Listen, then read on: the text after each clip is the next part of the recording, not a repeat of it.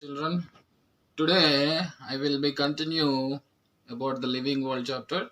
So yesterday we discussed about Aristotle.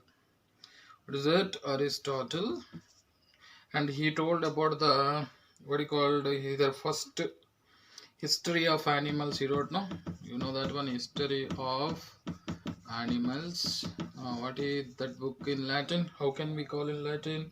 Historia. What he called? Historia Animalium. Historia Animalium in the Latin. So his classification based upon how he classified the animals based upon locomotion. Then what he classified based upon walking. Locomotion means walking and flying,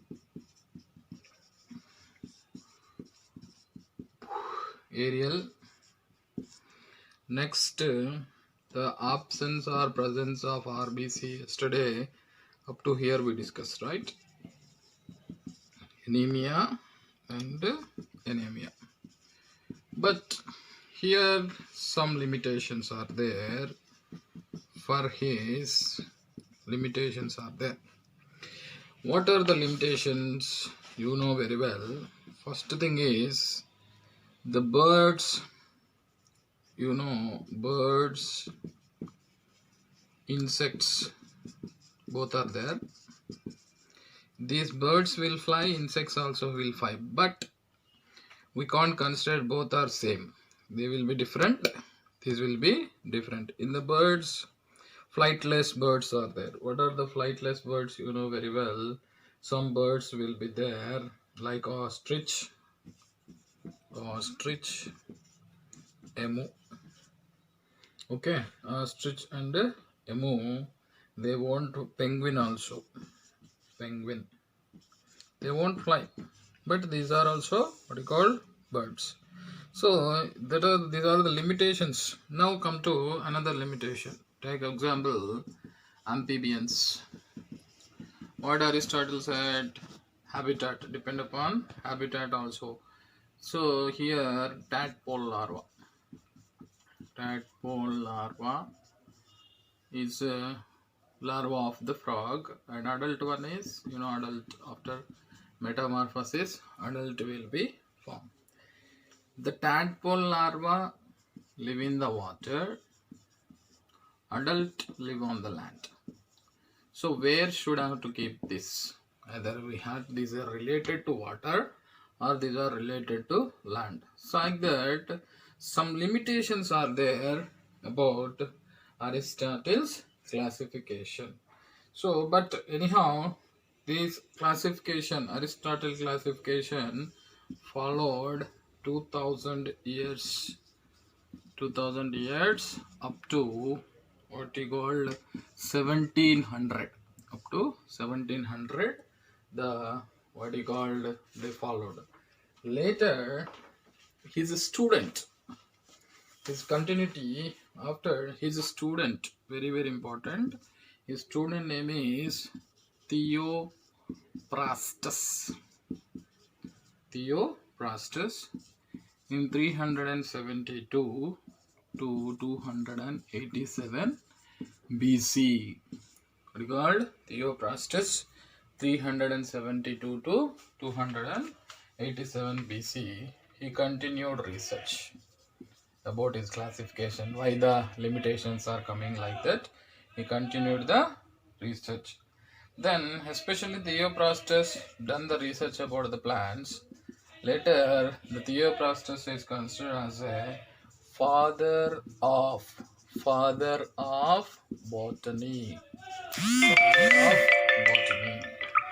So there is a huge gap. After huge gap is there. So they believed that huge gap. Later, in the 16th century, one of the great scientists, you know very well, English naturalist. 16th century English naturalist His name is, what's his name is? John Ray. John Ray. So his duration is 1627 to 1705. 1627 to 705. So wrote several important works through his life. So many things this John Ray helped for classification. So he published in 1682. He published one book. His book name is Methodus. Very very important. Methodus Plantarum. Methodus Plantarum Nova. Methodus Plantarum Nova, which contained, you believe or not, which contained 18,000 plants information. 18,000 plants and species information. So, but so many members, there will be some disturbances created. So some other taxonomers opposed, but even he did good work in the classification. So later one more great scientist. Who is that great scientist? Swedish scientist, Swedish biologist. Who are those? Who is that person? Who is that person? Swedish biologist. His name is Carolus Linnaeus. Carolus Linnaeus, very great scientist. In the year 1707 to 1788 is duration. So he is the father of who? The Swedish biologist Carolus Linnaeus is the father of modern, recalled modern classification, or otherwise modern taxonomy. So what we are going to discuss, the Aristotle, you know very well, he done the classification based upon the locomotion and walking, flying and habitat. He wrote one book about animals that is called, History of Animals. In the Latin, what he called Historia Animalium. So, in the presence of RBC, the animals are divided. Anemic animals are anemic animals. Absence means anemic like that. But the Aristotle classification have some limitations. What are the limitations of Aristotle? Question will come. So that time you should have to say, take example of birds and insects. Birds also have the feathers, insects also have feathers. Birds and insects we can't consider same because so many variations are there, so many changes are there. Even in the birds also, flightful birds means some birds will be flying, some cannot fly, flightless birds. So like ostrich, emu and penguin. So he did not give the clarity about this kind of classification. And one more limitation you see, amphibians are there. Tadpole, larva of the frog or amphibians will be live in the water, and adult after metamorphosis, adult will become to the land. Then which place, whether they are related to the water or land, we should have to know the clarity also, who Aristotle did not give. Later 2000 years up to 1700, so this Aristotle, what you call classification, only followed. Later of that, Theophrastus, the student of Aristotle, Theophrastus, 372 287 BC, he done the research about Aristotle classification system, and also he worked more about the plants and he given the more and more information about the plants. So we will discuss in the botany related issue. That's why the Theophrastus will be considered as a father of botany. Later, a huge gap. So after the Theophrastus, huge gap. Then come to the later 16th century. An English naturalist. His name is John Ray. Who is that person? John Ray. His duration is 1627 to 1705. He also worked about the classification. He introduced the first word. What is that? John Ray introduced the first, term species. He worked with so many concepts of classification, and he introduced in the 1682 one book. The book name is Methodus Plantarum Nova. Please, this is a neat bit. What is the neat bit? Methodus Plantarum Nova, which contains 18,000, which contain information about 18,000 plant species. But this John Ray classification classification processes mainly combined characters. He used different combined characters for classification. Combined characters in the sense what is there, what is not there, is there or not, how it will be, how not will be, such kind of variations between the different things called combined characters. So based upon combined characters, John Ray classified. But so many that time in that particular 16th century, so many members of the scientists opposed John Ray classification. Later, the great scientist, Swedish, he is from Sweden, biologist, biologist in the sense, Carolus Linnaeus, very very important, this is a neat bit. Swedish biologist Carolus Linnaeus, in the 1707 and 1788 duration, he is the father of modern taxonomy. He developed the complete, very well, classification process. His process only till today we are believing, we are following. So we are continuing concept of that.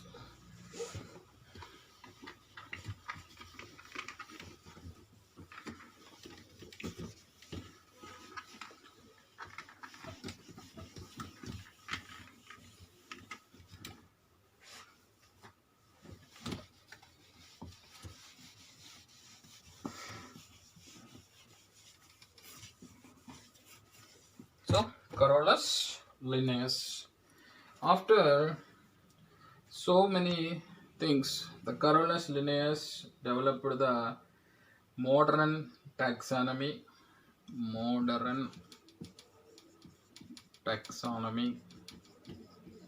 Who? Carolus Linnaeus. Who is the scientist name? Linnaeus. Okay, Linnaeus, scientist name, please remember. He developed the modern taxonomy and also founder of modern systematics. Remember these two things. Okay. Next one, he developed scientific and modern systemics. Next, he developed the binomial, very very important, binomial nomenclature. What is this name? Every living organism have two names. One is genus, another one is species. One is genus, another one is species. Names are there. So based upon later so much development, so increase in knowledge in the people, in the scientists, then increase in knowledge in the scientists. Then after the Linnaeus, means Aristotle to Linnaeus, one process. Okay.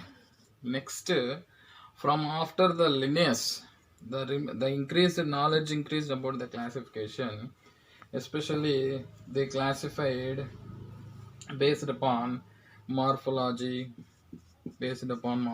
complete details, because electron microscope, simple microscope, like that they invented. So that's why, because completely they studied about each and every organism's morphology and what he called embryology, anatomy. What is morphology? External features, study about anatomy, internal systems, and another one is embryology, study about embryos. So these all they discussed, they studied well and developed the taxonomy. Developed the, which one? Taxonomy. So next, very well, one more thinking. What is that one more thing? Numerical taxonomy. What is the numerical taxonomy? Based upon number. Suppose how many leaves are there, how many seeds are there, how many stamens are there, how many what you called, like this, different based upon these characters, and based upon the internal, how many chambers, 2 chamber heart or 4 chamber, 3 chamber heart or 4 chamber, or like that number. Based upon the number also they divided the number of leaves, number of seeds, number of stamens, like that. Based upon number also they divided and classified the organisms. That kind of taxonomy is called numerical, what you called, taxonomy. Numerical taxonomy. Later, very well developed, what you called, the evolutionary, very important, evolutionary and genetic, okay, relationships. What are these two words? Evolutionary means, very well, how the evolution, okay, from small, Thallophyta, Bryophyta, Pteridophyta, Gymnosperms, Angiosperms. How this evolution. And genetic, what is DNA, what is RNA, what is genes in between them, what kind of relationship between the similarities are there in the animals. Based upon this evolutionary and genetic relationships also, they developed one more classification, that is called phylogenetic. What do you call? Phylogenetic classification, or what do you call? Phylogenetic classification, or cladistics. They developed one more phylogenetic classification, what do you call? Cladistics, based upon evolutionary and genetic relationships. So Ernest Haeckel, who is that one? Ernest, very important. Ernest Haeckel, the great scientist, introduced the evolutionary relationships. He given about information about evolutionary, record, relationships. Who? Ernest Haeckel. Then he developed the one tree-like diagrams. The tree-like diagrams means which will give complete information about the complete evolutionary relationship between the different organisms. So the tree-like diagram he created, that is also called, what you call, cladogram. What you call? Cladogram. For example, this is the cladogram.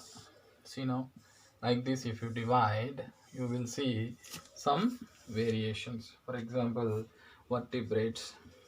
Okay, vertebrates means how many are there? Vertebrates: fishes, amphibians, reptiles, mammals, okay, aves, okay, mammals. Now each one, every invertebrate have a special characters. So bony skeleton, these all bony skeleton, all have bony skeleton. That's a common fishes, amphibians. Okay, the next one, four limbs. From reptiles onwards, what is there? Four limbs are there. Okay, next one, very well, eggs are there. Amniotic eggs is there or not? Amniotic eggs are there in the reptiles, aves, and mammals. So then hair will be there in the mammals. Then after, who are those primates? Means what? A complete one have up to here some characters, up to here some characters, up to here, means these all are interrelationship between these all the things. These are fishes, amphibians, reptiles, aves, and mammals and primates. Every one have the interrelationship, but some characters will stopping up to certain species. So this kind of information is giving, in the sense, those kind of pictures. What do you call those kind of pictures are called? What do you call? Cladograms. What do you call that is? Cladograms. This cladogram, another name is what? What is another name of cladogram? Phylogenetic. phylogenetic tree. Phylogenetic tree. For example, you see fishes have bones, amphibians have bones, reptiles, everything is every vertebrate have bone. Up to here similar. But what is the speciality of reptiles and amphibians? Four limbs are there. Aves also have four limbs. Mammals, you know very well, four limbs after two what you call do mammals and aves. They have eggs. Their eggs contains the amniotic liquid. Even mammals eggs also. And hair up to here, hair up to here, feathers up to here. So what you call scouts. Okay, such kind of structures are there. Each and every vertebrate have a special character. So that kind of information is we are getting by the help of which one? Cladogram or phylogenetic tree. Later, so depending on system of classification, next classification depend upon system of classification, and there are the organisms are divided into kingdoms. Depend upon the system of classification, organisms are divided into in the form of kingdoms. Okay, so there are, what are the three how many kingdoms? You know kingdoms, three kingdom concept, four kingdom concept, five kingdom concept, like that, six kingdom concept. Okay, seven kingdom also is there, up to seven kingdoms also there in the classification. Based upon this all, considering these all the things, then some more improve. I said no, knowledge improved or not, then they developed which one? Kingdom concept, for clarifying all the doubts and clear picture about the organisms. They introduced kingdom concept. So what we discussed, Linnaeus is a modern taxonomy introduced by Linnaeus, founder of modern systematics. And Linnaeus developed the binomial nomenclature. Bi means what? Two names. And increased the knowledge because of this all. After some days increased knowledge, then the scientists developed based upon classification, based upon morphology, anatomy, embryology, like that they developed the taxonomy. And also based upon number also they developed the scientists, remaining scientists after Linnaeus developed numerical taxonomy based upon numbers. Then evolutionary relation, genetic relationships. Evolution means what? The Thallophyta, Bryophyta, Pteridophyta, Gymnosperms, Angiosperms, like that. DNA and RNA genes, complete evolutionary genetic relationships. They developed one more classification, scientist, phylogenetic classification or cladistics. So first the scientist Ernest Haeckel developed the evolutionary relationships and introduced the one tree diagram, that is called cladogram, about evolutionary relationships, like this vertebrates, fishes, amphibians, reptiles, aves and mammals, and their characters and their relationships easily we can study. And that kind of pictures are called cladograms or phylogenetic tree. Then later the classification developed little more based upon classification processes. They started the kingdoms level classification, three kingdom, four kingdom, five kingdom, six kingdom, and seven kingdom classification they started. So next we are going to discuss about kingdom concepts. What you call kingdom concepts. This is also one of the important in this chapter.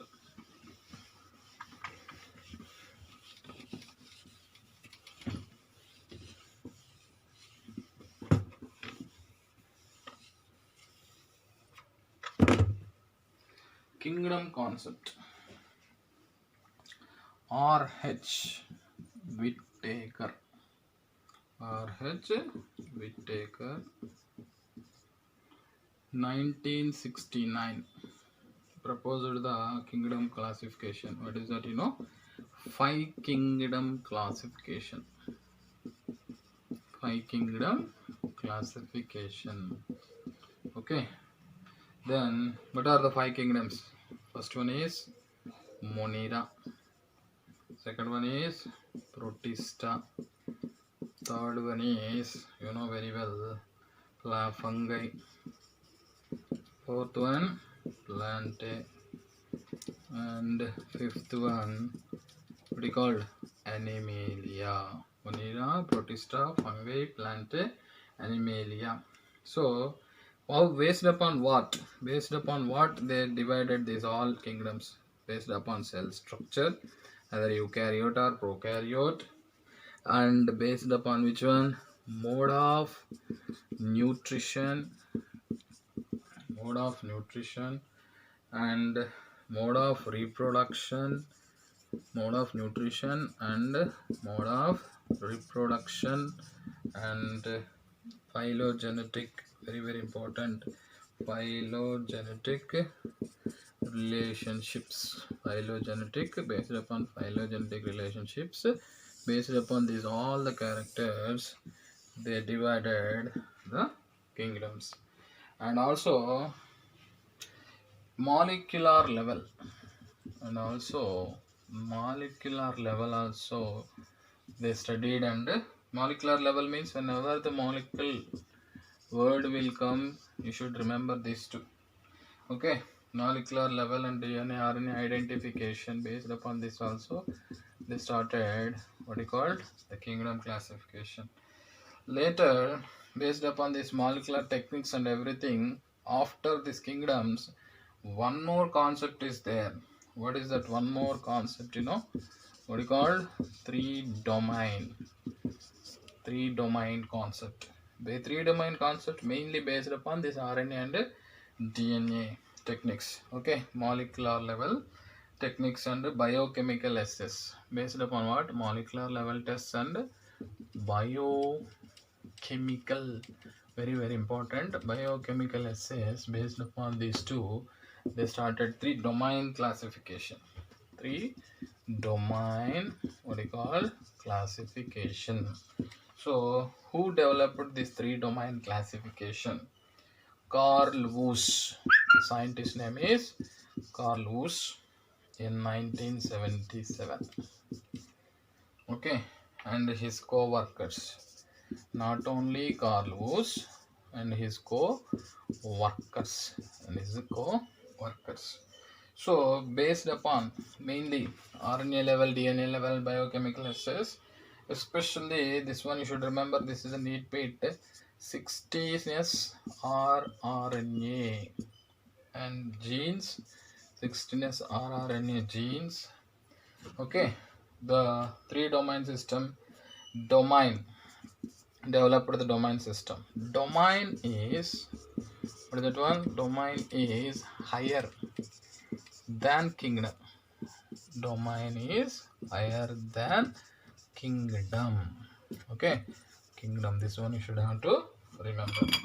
There are, how many kingdoms are there? Okay, so there are, Monera, Protista, Fungi, Plant, Animal, like that. Then how many domains? There are three domains. Number one, three domains. Number one, first one here I am writing domain archaea. Domain archaea. Second one, domain archaea after domain prokaryote bacteria. Domain bacteria.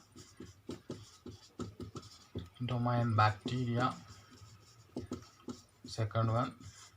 Third one, domain eukarya.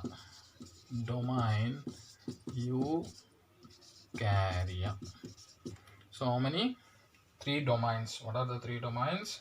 One is archaea domain, bacteria domain, and domain eukarya. So like this. What are we discussed in this? R.H. Whitaker in 1969 developed the five kingdom concept. The five kingdoms are what? Monera, Protista, Fungi, Planta, Animalia. Based upon what? Cell structure, mode of nutrition, mode of reproduction, and phylogenetic relationships. Later, based upon molecular level and biochemical assays, they developed the three domain identification. They identified the three domain concept or three domain classification. This three domain classification first introduced by who is a scientist? Carl Woese and his co-workers in the year 1977. So Based upon what? Especially 16s rRNA. So many 70s, 80s rRNA. You know very well. 30s, 40s like that. 60s, 40s like that. Different types are there in the prokaryote. 60s, 40s, 50s, 30s like that. Types are there. So here no need is all. Based upon especially what is that? The 16s rRNA they discovered about this molecular level. Now domain concept. The domain is higher than the kingdom. Generally in the hierarchy, what is that? On the day I said hierarchy: species, genus, family, order, class, phylum, kingdom. Now domain. So domain is greater than kingdom. So there are three domains are there according to the Carl Lewis. What are those? Archaea and bacteria domain and domain eukarya. So next class, the complete information about what is archaea domain, what is bacteria domain, what is eukarya domain. I will give the clarity. And you given syllabus. So according to that syllabus, I will inquire about that one, and after getting confirmation, I will start according to that syllabus. First, let it this complete the chapter perfectly. Okay. Thank you, students. Good morning, children. Today, I am going to teach about evolution chapter. Even though molecular base of inheritance, genetics and inhereditary is there, those chapters are there, but in this online we had to go for easy chapters. That molecular base of inheritance compulsory offline class required to give the more clarity and more information. So for that reason I am coming with the evolution, and the remaining chapters like molecular base of inheritance and genetics related topics we'll discuss in the offline classes. But anyhow, I will try my level best to give complete picture after these chapters about those also, if time permit. So I am starting today with this chapter called evolution. What is the evolution definition? Evolution means what? Describe, first word, describe heritable changes. Describe heritable changes in one or more characteristics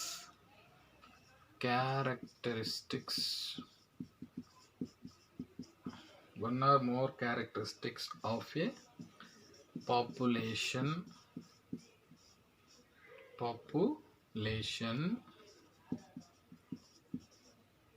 of species from one generation to another generation.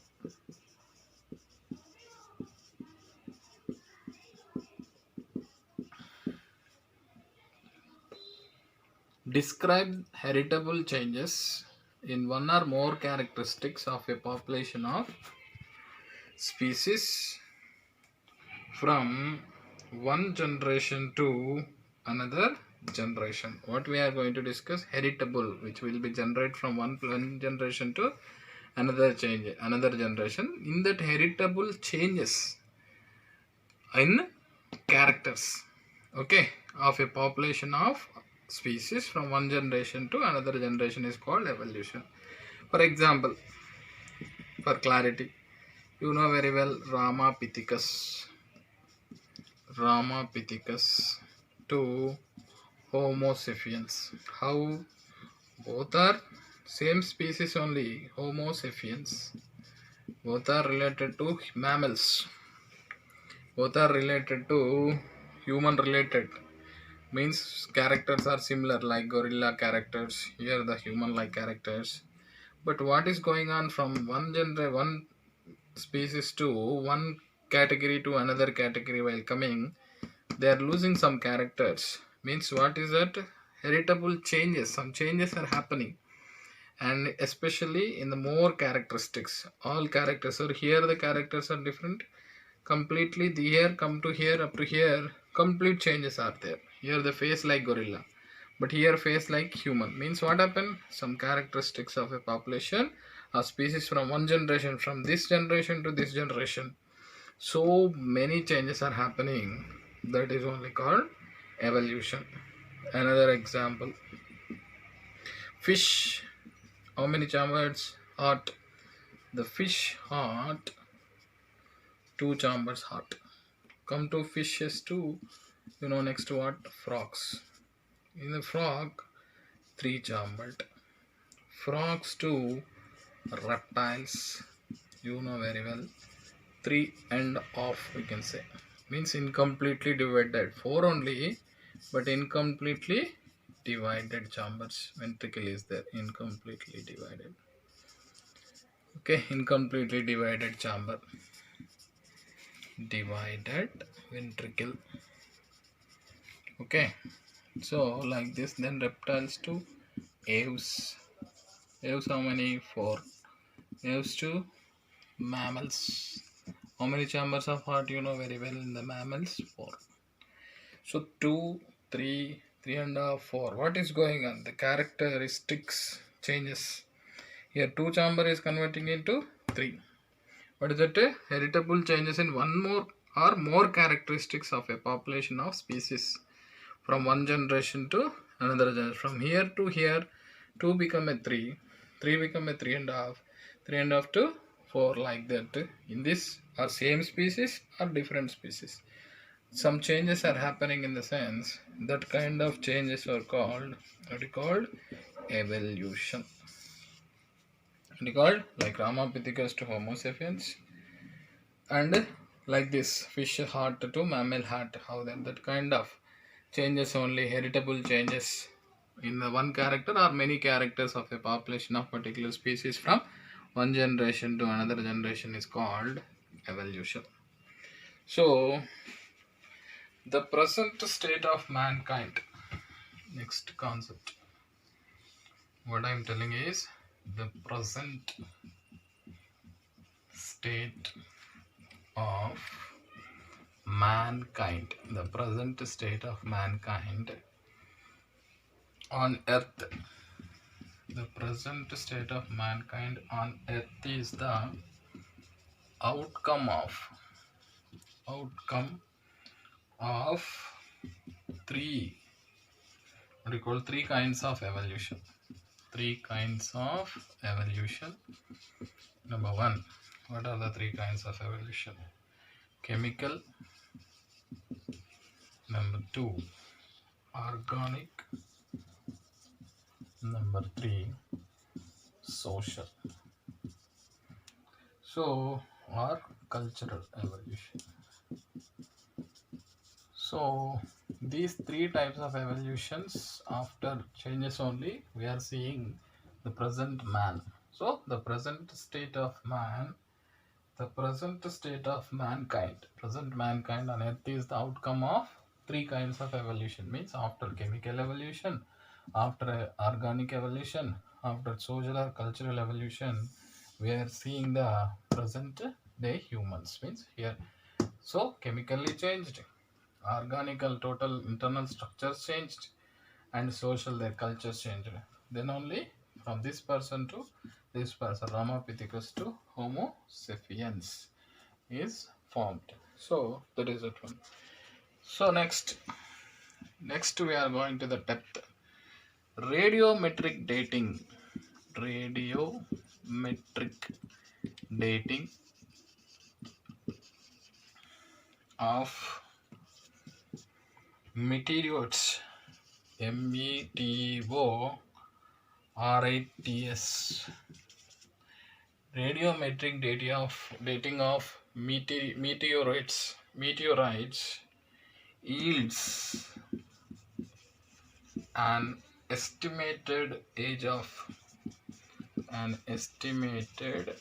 age of age for the solar system. Age for the solar system and for earth is as around 4.52, okay, 4.6 billion years. This is the one of the important need bit this is. So what is that one? First, radiometric defining of radiometric one dating, radiometric dating of, not defining, radiometric dating of meteorites yields an estimated age. What is the age of our solar system and for earth is around 4.5 to 4.6 billion years. So what we discussed in this content, first, what is definition of evolution? Evolution is describe heritable changes in one or more characteristics, one character or more character, whatever. So here one heart is one character. Take like that more characters of a population of species, one particular species. So in the population, from one generation to another generation, some changes are happening. That is only called evolution. For example, Ramapithecus to Homo sapiens. So many changes are happened. So many changes, because of so many changes, so many heritable changes happened. That's why right now we are like a fish heart, 2 chamber to 3 chamber, 3 chamber to 3.5 to 4. This is called evolution. New chamber heart is arising. New number chambers heart. So like this, so changes in the what you called one or more characteristics of a population of species from one generation to another generation is called evolution. So what about right now our man? We are humans. How we came? After 3 kinds of evolutions we came. What kind of 3 evolutions? Number 1, chemical evolution. So many changes happened in our body compared with the ancestors to right now. And organic evolution, and after social evolution. So these 3 evolutions after right now, who are there right now? We are humans and with the special characters. Radiometric dating of meteorites yields is a special, radiometric dating. Carbon dating, radiometric dating of meteoroids yields an estimated age for the solar system. We have planets in the solar system, and that solar system and Earth as around how many years? Billion years age? 4.5 to 4.6 billion years age. So the Earth, how many years old, or how many years before formed, in the sense you should have to say 4.5 to 4.6 billion years back, that a planet solar system and when the earth formed like that, you should have to say. So next we are going to another concept. In this we have one more explanation will be there, that is about how life formed on the earth and who told about the life first. Such kind of concepts are there. We are going to discuss about those also right now.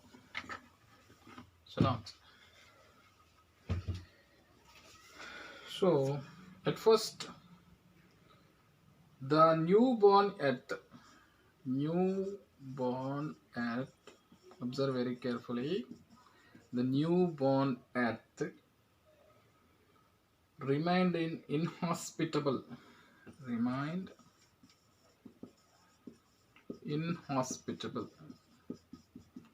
Okay, these terms you should have to remember for at least 100 billion years, 100 million years. Okay, so after formation of the earth, immediately not related, given the hospitable. Inhospitable means not able to live or not able to show the life. How many years? Few hundred million years. So this is because, what is the reason? Because too hot. Number one is the earth is first too hot. How, why this too hot? Because the collisions of the planet, collisions of the planetesimals. So internal planetesimals are collision happened because of that too hot. Okay, that coalesced to form what you call earth,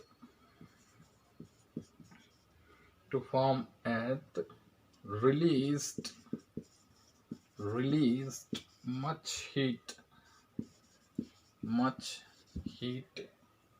to melt the entire planet.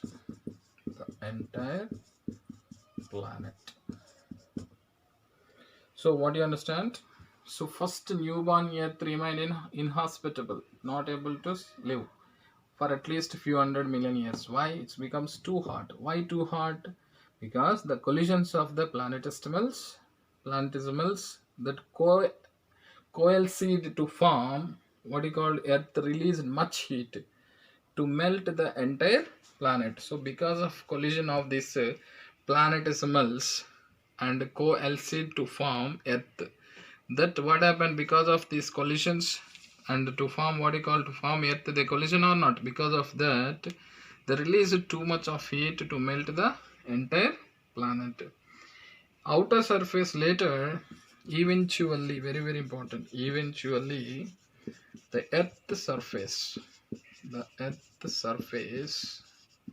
eventually the earth surface, okay, of the earth cooled. Earth suddenly, eventually, even slowly, what happened? The earth surface become cool, or earth is cooled and solidified to form the crust. Crust, to form a crust. So many layers. Next, very very important point, water vapor. What is that one? Water vapor released. Water vapor released from the planet. Okay, water vapor also released from the planet. Interior planet. And what happened next? Interior part cooled, and condensed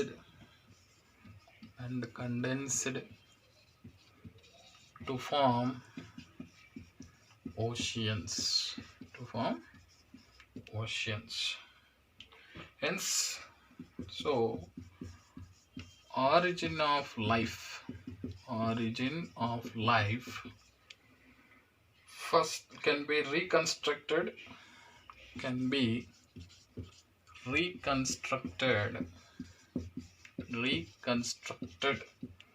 using indirect evidence.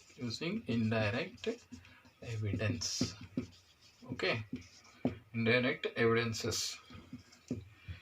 Okay, so many theories are there how the life formed on the earth. That one we will, many theories are there how life formed on earth, we will be discuss. Okay, now you see, one more time I am giving explanation about this. Observe carefully. Newborn earth remain inhospitable, first word, for at least a few hundred million years. Why? Because too hot. Why too hot? Because collision of the planetesimals, internal that area planetesimals that coalesced to form earth released much heat to melt the entire planet. Planet is melted, that much heat is released because of this collision and coalesced to form Earth. Okay, so what is the reason for hot?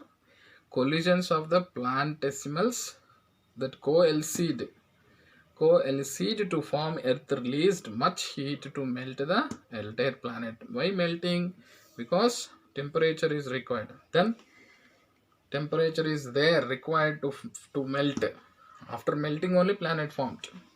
Eventually, what happened? The Earth surface of the automatically, so after so many steps, the Earth surface become cooled and solidified to form a crust. Crust. So many layers are formed. Later, the water vapor released from the planet. Interior cooled because of water vapor. The interior part cooled and condensed to form oceans. Hence, origin of life can be reconstructed using indirect evidences. So, origin of life, how they reconstruct, using indirect evidences, not proper evidences, just indirect evidences only. So, how the life formed, so many theories are there. The theories we will discuss. This is also one theory, like a story. But as the syllabus they given, that's why we have to follow. Why this heat, that much heat? Did you see? No, we did not see. Just they given in the syllabus. They coalesced to form the Earth released much heat to melt the entire planet. Just they are saying collision of the planetesimals. That's it. So this is the one theory. Like that, many theories are there about the Earth formation and also life formation on the Earth will be discussed. So first, origin of life. First one, origin of life, evolution of life forms. Okay, evolution of life forms. First one, first theory of special creation. Theory of special creation. Theory of special creation. It states that what it is in stating supernatural power. Supernatural power, in your another term we will say the God. According to the Hinduism, Hindu people believes Brahma is the creator of life. You know that. Then Christian Jesus Christ. Christians believe Jesus Christ. Islam, what you called Islam gurus. Okay, God created these all who are God created the universe and the God created the universe, plants and animals according to their beliefs. So this is one kind of theory. Okay, so what is that? Origin of life theories. This is a earth formation and how the earth is inhospitable to become hospitable. Why? Once the water vapor released from the planet, what happened? It is becoming very cool and also condensed what? Oceans. So interior, inside, they cooled and condensed to form oceans. So hence origin of life can be reconstructed indirect evidences, not direct evidences. Okay, so this is one theory. Well, how the origin of life, different theories are there. This is earth formation. Then next, theory of special creation of the life, life formation theories, supernatural power, God, the universal, what you called Brahma, Christians, Jesus Christ, okay, prophet. These all are what you called the gurus are the believed that the supernatural power, God created the universe, plants and animals like that. They believed. So second theory, according to second theory, another theory is there. What is that another theory? The theory is spontaneous generation. The theory of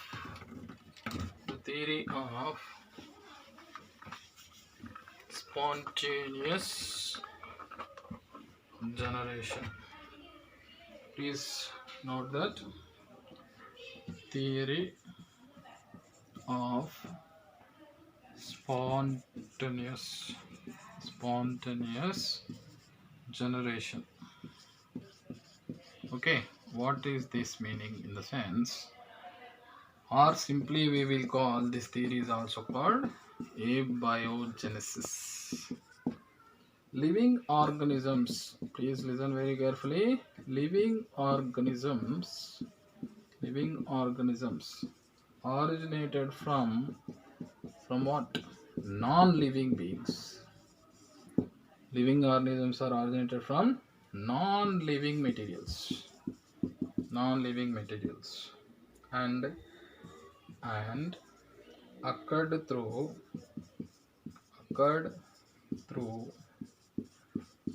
stepwise chemical and what you called molecular evolution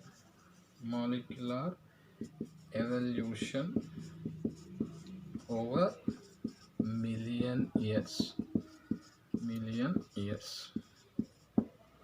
So Thomas Huxley, who is a scientist, Thomas Huxley coined the term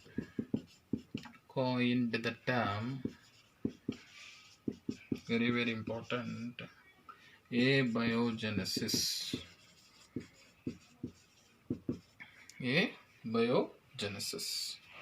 So what is this meaning?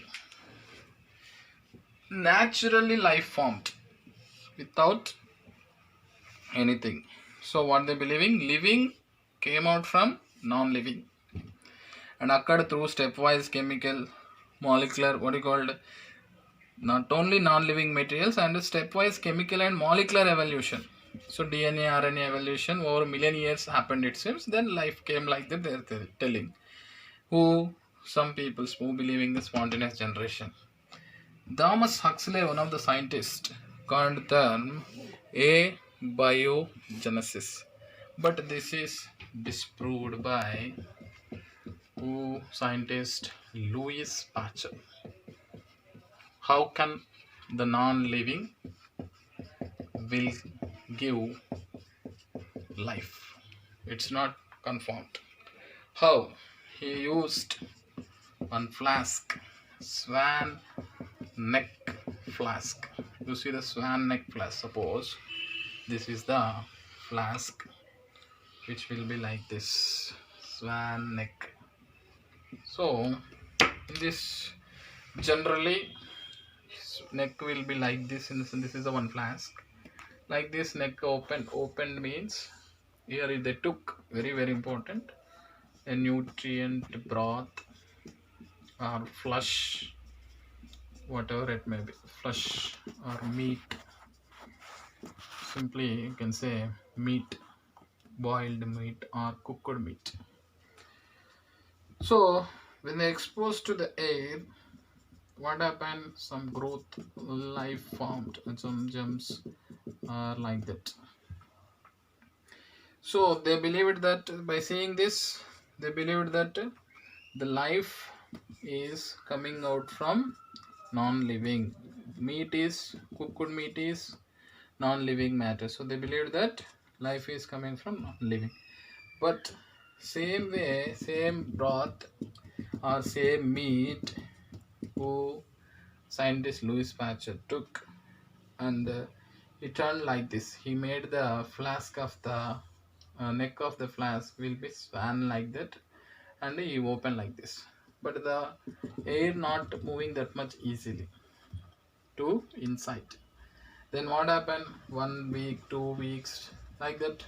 After 3 weeks also, he did not find any growth of any living organism. So no growth, nothing. So what he confirmed that here living spores only living condition or inactive condition, spores only forming, coming and falling on the broth and utilizing the broth, then they are becoming growing or their cell division happen and showing growth. Means life is here, the life is there, and here is the life also forming. Life is coming from the life, not from non-living. So living on this material is only source, nutrient source, that's it. So what Louis Pasteur confirmed, the living materials only or living things only giving life. How? Because of this experiment, even exposing to the air, but the spores not coming like this, and no 1 week, 2 week, 3 week observed, he did not find any growth. So what he confirmed is living only will give life, non-living will not give the life. Like that, by using swan neck flask, Louis Pasteur confirmed that living only will give the life, non-living cannot give the life. Like that they created.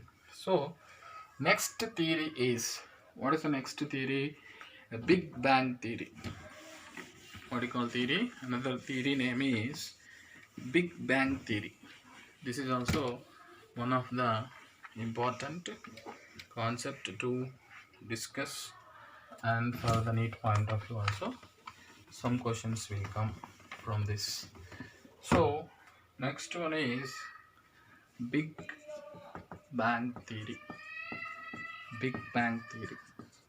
So what is Big Bang theory and how it will be, and how, what are the sequences in this, what are the consequences happened in that particular time, and what will be, how the life or earth formed and life formed in that, everything will discuss in the next class. Thank you children. We will be meet tomorrow class with the Big Bang theory.